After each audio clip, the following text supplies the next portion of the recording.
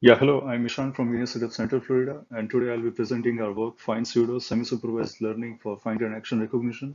So this work is accepted at ECCV 2024, and it is in done with collaboration of Mamshad Naeem Rizvi and Dr. Mubarak Shah. As we know, videos have a very high annotation cost compared to the images, so it's very expensive to train a video model on a large-scale label dataset. So a good solution would be to use semi-supervised learning paradigm, which uses small-scale labeled dataset along with a large-scale unlabeled dataset to train a video model. Problem with the existing semi-supervised methods is that they only focus on post-grained action, where they cover videos from the diverse scenarios. In these examples, we can see just by looking at a single frame of the video, we can recognize the action. So in practical scenario, applications of action recognition often requires a fine-grained temporal understanding. Some of the examples include different diving actions, or different hand gesture in virtual reality equipments, or different subtleties in the surgical video actions. Now, what makes fine-grained action recognition particularly challenging is the understanding of action phases. Action phase is nothing but part of the action which follows a deterministic order according to laws of physics. In this example of diving video action, we can see action consists of three phases, which is takeoff, in-flight, and entry in water, shown in these different color segments. So the important point to note here is that like a change even in a single phase can alter the whole action label. To better understand the class discrimination in fine-grained action, let's take this to an example of binary classification, where goal is to say if the video pair belongs to the same action class or not. Different color shows here the different phases of the fine-grained action. And on the right side, we see the last phase doesn't matches with the phase of the first video, so that belongs to the different action class. If we consider taking regular cosine distance element by element, then we can see it doesn't produce a good discriminatory score. And so it makes more sense to first align the phases of the action and then compute the distance. This kind of alignment distance produces better and accurate discrimination.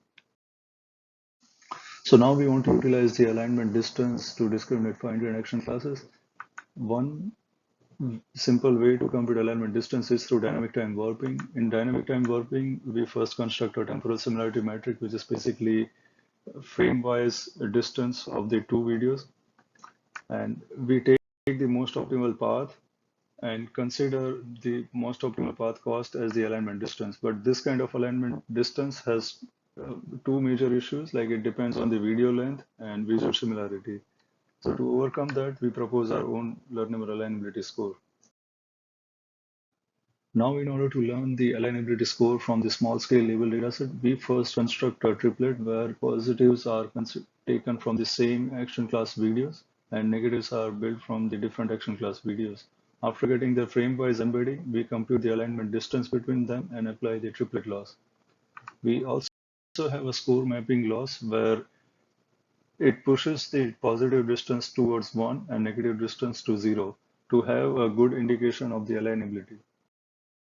Our second major contribution is this collaborative pseudo-label refinement strategy, where we pass the unlabeled video to the learned alignability encoder, get its frame-wise embedding, and we compare it with the label embedding of the each class to get their alignability score. And in this way, we get the class prediction.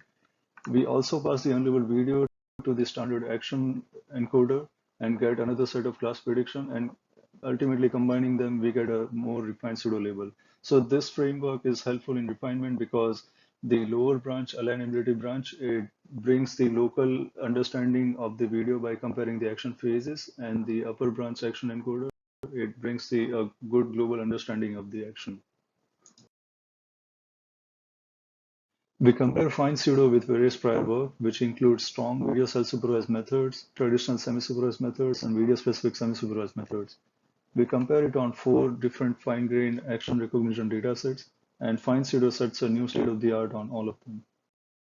We also report results on 2 standard coarse-grained action recognition datasets as well, that is Kinetics 400 and something something V2, where our method is able to perform competitively compared to the prior work.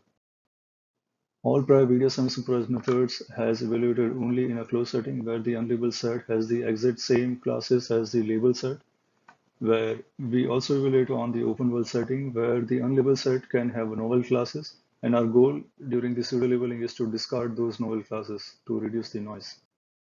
In the open world, our method is the most reliable compared to the prior work. The main reason behind this is we are able to discard the novel classes using the learn alignability score. In summary, FinePseudo is the first work to study fine-grained action recognition in a label-efficient semi-supervised setup, where we propose alignability verification based metric learning and pseudo-label refinement strategy. Our method is able to set new state-of-the-art on 4 fine-grained action recognition datasets and able to perform competitively on coarse-grained actions. And our method is the most reliable on open-world scenario, and more details can be found on our project page. Thank you.